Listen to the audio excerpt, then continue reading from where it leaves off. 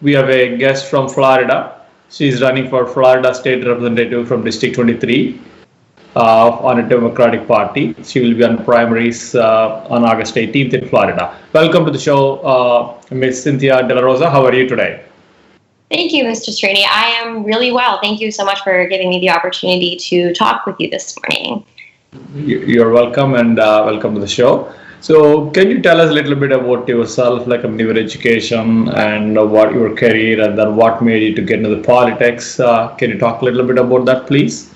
Absolutely. So I was born in Flint, Michigan, and then I moved down to Ocala, Florida when I was around 8 years old, and I grew up here. And I attended the University of Florida and graduated with my bachelor's in science with cognitive and behavioral neuroscience. And then I moved back here, and now I work as a behavior technician with kids with autism spectrum disorder and related disabilities. And initially, when I went to college and I began my career, my original intention was to become a doctor.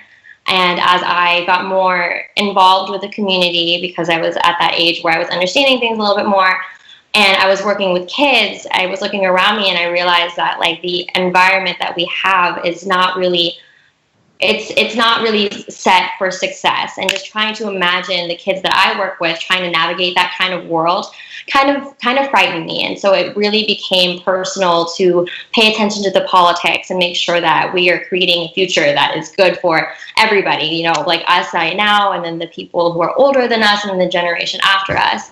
And so at that point, this is my first time running for office, but I decided, you know, I have to do this. I have no choice.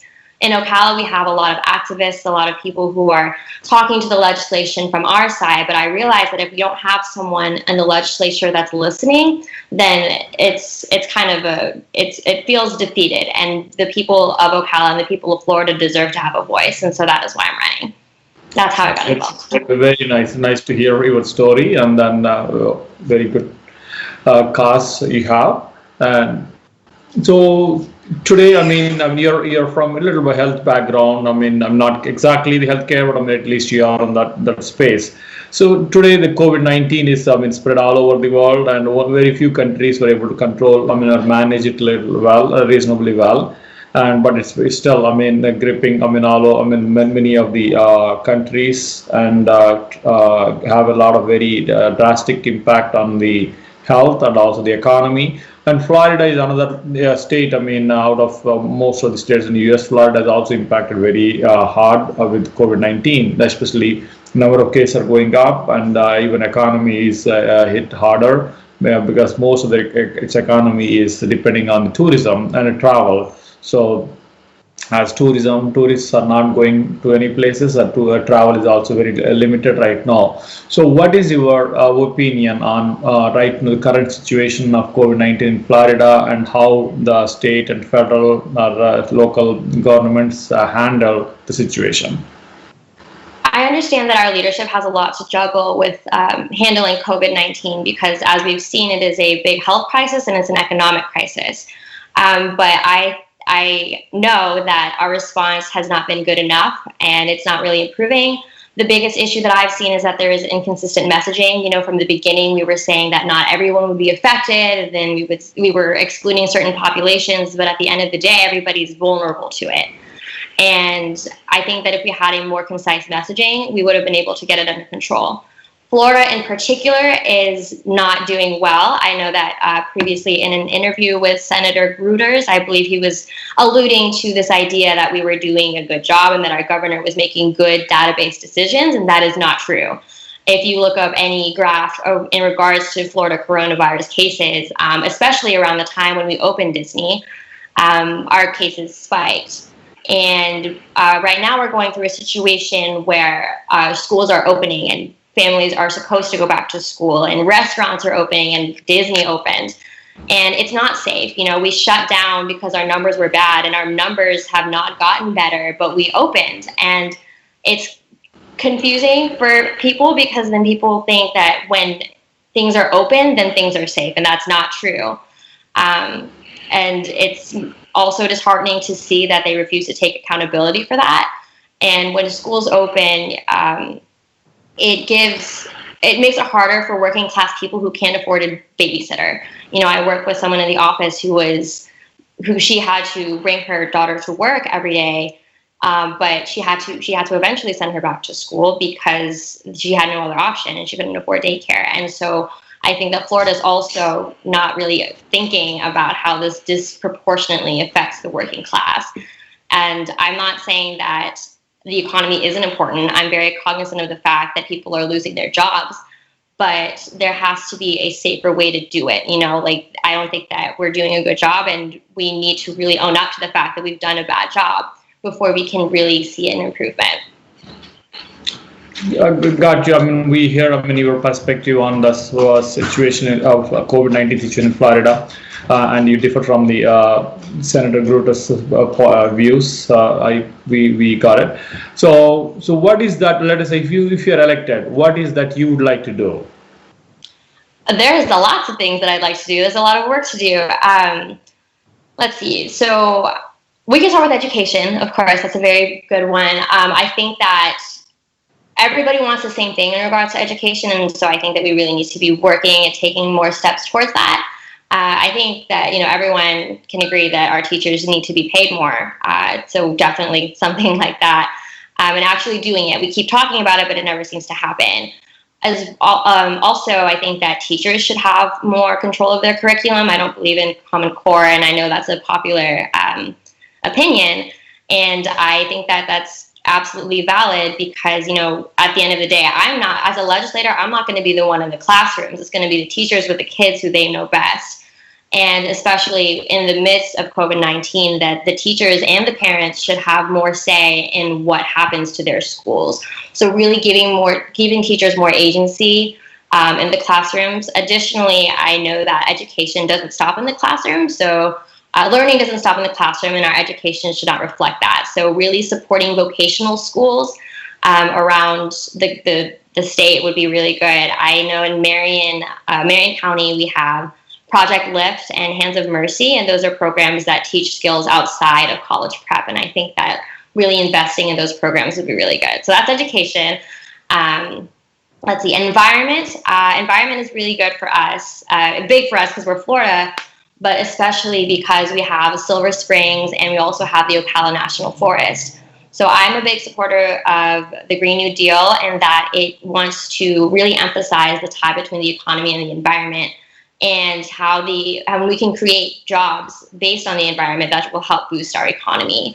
And also create continuing with carbon taxes and creating more incentives to do best practices and more penalties for if those best practices aren't followed. I went to a Springs Coalition meeting, and a lot of the seasoned workers there were saying that our springs the springs that we saw are not going to be the springs that our kids will see. And that's really tragic to hear, but I know, and it's a long fight, but I think that we'd be able to turn things around. And finally, healthcare. Healthcare is a right. I don't think that everybody gets sick. I don't think that we should really have people worrying about how they pay for it when they get sick, and also how they're going to make money while they're sick. And again, the healthcare is something that's disproportionately affecting the middle class, and we should really address that finally. And when we address that, everyone in society is going to improve, and especially during COVID-19, making sure that everybody has PPE and then there's testing and a uniform messaging about healthcare and how important it is. And those are big things that I will do as the next legislator. So very, very nice. Good initiatives. Which are kind of needed for every common citizen all over the country. First you want to fix it in Florida, then probably once you're successful there, you can look at the other nationwide. Another day. I will leave it there. Coming back to the COVID-19 and its impacts, let us say if COVID-19 has impacted badly on health and at the same time also the economy, and you also look at running on the small business agenda, helping small business as an agenda. So what is that, you want to do if you win, and what is that you would like to propose to help the small business can you talk about how you see, I mean, especially the small business all over the country, in Florida especially, is got affected very badly. Let it be the restaurants or retails or the tour companies or tour operators. Anything related to the tourism industry in Florida, especially, they are hit very hard. So, what is your opinion and your views on the improving the lives of the small business owners? Yeah, Marion County has always had like that small town feel, but big town opportunity. And I think that we really need to pay more attention to small businesses, especially since Florida seems to be like on this race to the bottom, giving big corporations all these tax breaks. And that is not acceptable. We need to make sure that, it's fair. And I don't hate corporations, like they're essential. Like I need to shop at Walmart too. But they don't need to. They don't need to come here at the expense of our small businesses. And just that framework makes it really difficult when things happen, such as a pandemic like this. We have been doing a good job. We did have the stimulus check. It was 4 months ago, and we have like all these PPP loans, but they seem to be impossible to figure out, and no one really understands it, and that makes life harder for everybody. So I think making easier access to loans like that, and also I think another stimulus check is in order because it'll help the people who work there. I'm actually a big advocate of universal basic income, which is that every adult American gets at least $1,000 every month, just no questions asked. And we would get that money from a value-added tax. We could, in coordination with the Green New Deal, that money would come from there as well. And also, America spends $500 to $600 billion in government benefits. And so the way a UBI would work is that you would get either your regular benefits, such as like food stamps, and then you would cap at $1,000, or you would just get $1,000 in general.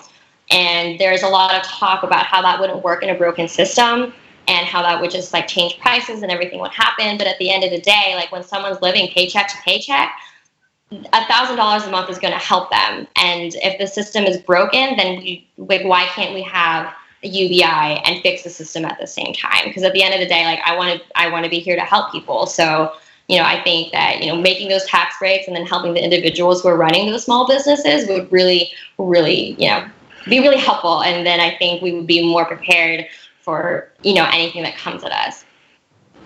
But that's a very good perspective. Even Mr. Young, the presidential candidate, he also proposed it, and many other leaders also following it. I would say, also say coincidentally have come out with the same opinion. I don't say they're following him, probably they come out with the same idea. And also we got stimulus checks from the US government, one round, and they're talking about second round of stimulus checks, which are similar lines of your $1,000 per month package to the people. Hope people these things get into the law and then people will get it. That's a different thing, and let us wait and see how it goes. So coming back to the education, I heard about in the Florida. You said we want to improve the salaries of the teachers, and the teachers should have better control on the education. Curriculum, those things. So, but I heard in Florida recently they have increased the salaries of the teachers. I think few months or just few weeks back, if I'm not wrong.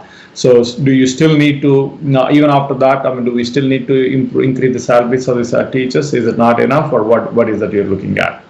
I will have to look into that new raise that you're speaking of. I know that there was one where certain teachers, I believe, had received a certain salary. It wasn't a universal thing, from what I understand. And I think that, I think there's always room for improvement. I think that, our teachers should always deserve more. I was looking at the budget the other day, and we have billions of dollars in the reserve, and I think that that is actually a little ridiculous considering that there's a pandemic. But even if there wasn't a pandemic, like, what is the reserve for? I think there was 0.5 or 0.8 billion for tobacco reserves, and I just think that money would be way better use in education to start. Yeah. So I do think that we could do better, especially when we have a reserve like that.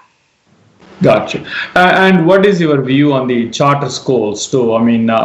There's a lot of debate on the charter schools. Some groups they support it, some groups they say we should not support it. So, what is your view and stand on that? I attended a private school. I went to Trinity Catholic School, and I loved it, and I'm really happy with my education. And I think that all parents should have a decision. Parent choice is very important, especially when it comes to their child's education. But I don't like how the voucher system works at all. Like if I decide to pull my kid from the public school and then take them to the private school, I don't know why the funding has to follow, I understand that it's supposed to help the parent, but I think there needs to be some kind of there has to be an understanding of, public versus private. I do support charter schools, but not in the way that it is now. So I guess to answer your question, no, but I think that, we need to rewrite it. There's definitely something that we can do there. Again, I went to a charter school, a private school. I loved it. But it can't come at the expense of public schools, especially since, it just makes the schools that are the lowest rating, it just keeps making them worse. And, not everybody has the means to afford a private school if their school's not doing well. So it doesn't make sense. So yeah, that's how I feel about that. Yes. Gotcha. But there is another social issue which has come up recently, which has started in Minneapolis, and then went all over the country, and in some other parts of the world too. Black Lives Matter. So, what is your view and stand on the Black Lives Matter? And just what's your view on that? An absolute supporter of the Black Lives Matter movement. It is kind of sad that we still have to talk about it, but the way that everything has been set up, I'm not surprised. I think that this was going to happen eventually, and I think that our generation is the best to do it and the best to take it on. It is a tragedy, but it needed to happen. Everything that we're learning, and now that everything's being exposed and we can see everything, there's just no room for that kind of injustice anymore. So I proudly stand for it. I've been to Black Lives Matter rallies within the North Central Florida area, and I'm very proud. And they're normally organized by kids probably 21, 18 to 21, and it's incredible. It gives me hope, and their messages of hope and liberty are amazing. And I know that this conversation goes hand in hand with police reform. I don't think that we should defund the police, but it needs to change. I do think that there's a lot of money going into our policing, and it doesn't have to. We should take it out, maybe give it somewhere else. But if you're going to spend that much money, then we should be seeing that in net results. I just don't feel like we're getting what we're putting in, and so I think that either we need to get more out, or we just need to share that a little bit. But as you probably saw on my website, I'm a big, I'm so thankful for our first responders, but, just like everything else, we have a lot of work to do. And I think that, acknowledging that is a step in the right direction. Okay. So you brought in, the first responders. You're also running on the campaign issue of, helping the first responders. So can you talk a little more about that, please? Yeah. What is they missing, and what is that you want? What is they are missing right now? What is that you want to do for them? Right. So when I started this campaign, it was a very different world. So that was one of the issues that we wanted to talk about in regards to making sure that they have the correct technologies and enough training to deal with everything that they have to every day. And, in light of the Black Lives Matter movement, that training now includes being able to properly de-escalate, kind of having some kind of knowledge on mental health issues, kind of knowing a more of an understanding of the law, that kind of training. They do deserve more pay, but then again, we need to make sure that they have the proper training so that they deserve that pay. And something that I am just really passionate about in general is mental health. Being a frontline worker like that, you see a lot of stuff, and I think that we need to be able to have that conversation. And first, like our firefighters and people like that are always seen as being like really tough, and it's, I guess, it's a stigma that they can't be like vulnerable. And PTSD is something that is very common with first responders, and I've seen that it can be very dilapidating, and we need to be able to talk about that. And I know there was a bill passed that acknowledged PTSD and like mental health with our first responders. So really just keeping going with that, because they're humans too, and they deserve to have what they need. Gotcha. That's very nice.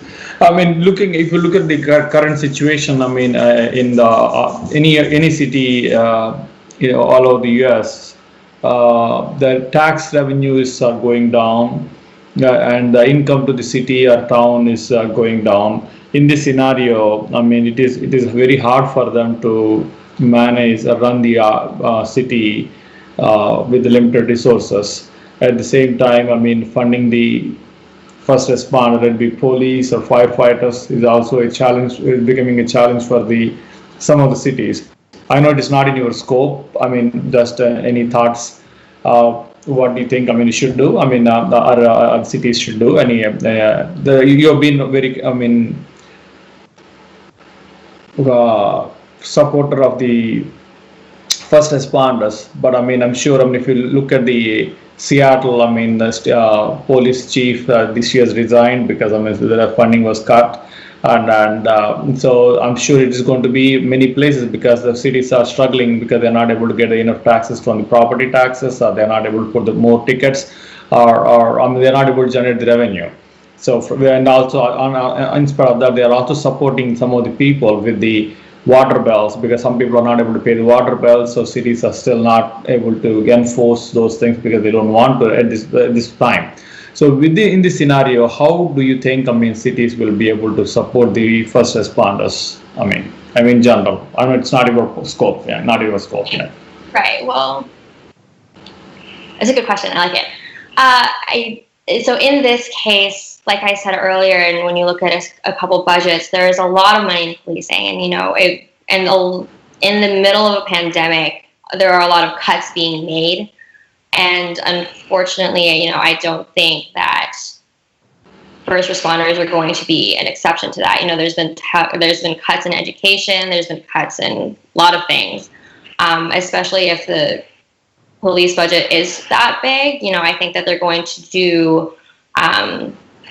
I would do, what we have to do, or wherever we can spare, we would have to protect, people, the citizens, to make sure that they have water, and then we can look into more like community policing, in regards to police in general. But yeah, unfortunately, at the end, I think that's what happens. That's so hard to say. But yeah, at the end of the day, cuts would have to be made in the middle of a pandemic. Like you said, people aren't spending money because they're not making money, so there's less taxes, we can't pay for it. And that's just part of it. But I think that the closest way to get back to what we need and to have the proper amount of, security and education would be to have, that safe, consistent messaging on how to get there. Yes, the COVID-19 has really, really shown the imbalances in the system on a local level and on the national level, and we have a lot of work to do, but we're gonna make it. We'll make it, but it shows that we've got a lot to go for. So we have a generation that's ready to do it. Yeah. Thank you. And another topic is the seniors. Florida is again another.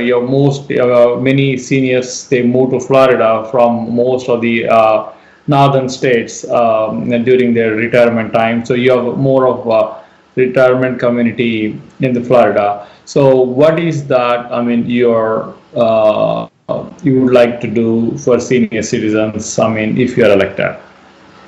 I would definitely like to protect their health care and their Social Security. Make sure that they're older, they retired, they worked all their life. They deserve to relax. They shouldn't have to worry about like how much that costs or how they're going to get to it. And I think really it's as simple as that. Like, I will absolutely fight for their rights. especially healthcare. Especially, I think right now that since they're traveling, I think kind of a statewide quarantine, such as what they had in New York, would be safe. I know that it sucks, but it is the safest thing to do, because if they keep, especially since winter is almost here, and they'll be coming down, and if we have a huge outbreak with the winter birds, our hospitals are going to be overtaken again. So yeah, just making sure that there's standard protection for their living, their Social Security, their healthcare, and making sure that they stay safe in the middle of a pandemic. Gotcha. Okay, so you brought up the healthcare. So how do you want to? What kind of changes you want to see in the healthcare? To be affordable or will be accessible by everybody? Mm-hmm. I think that we don't need to be privatizing insurances. I think there should be like the one-payer system, which I know isn't a popular thing to say in North Central Florida, but it is the right thing to do. I know that Medicaid wasn't passed in Florida, which is ridiculous. Also, just because we have an older population that might need care and are not working, so they cannot really have access to that, or like an insurance that is provided by their worker. So it's just, yeah, I would make sure that everyone has healthcare. It would be a single payer, Medicare for all is definitely what I would tout and support, and however I need to. Gotcha. Yep. So do you have any message, or do you want to bring up any other topic to the audience or your constituents? Again, my name is Cynthia Dela Rosa. I'm running for State House of Representatives for District 23. I want to thank Mr. Srini for having me today. It's been a real pleasure talking to you, sir. And if you want more information or to volunteer or to donate, my website is www.cynthiaforhouse.com, and it's all spelled out. So my name is Cynthia. You can see right there, for house. Thank you. Thank you very much for coming on the show and sharing your views and perspectives. We wish you all the best, Ms. Cynthia Dela Rosa. Thank you so much. Have a good rest of your day. You too. Thank you very much.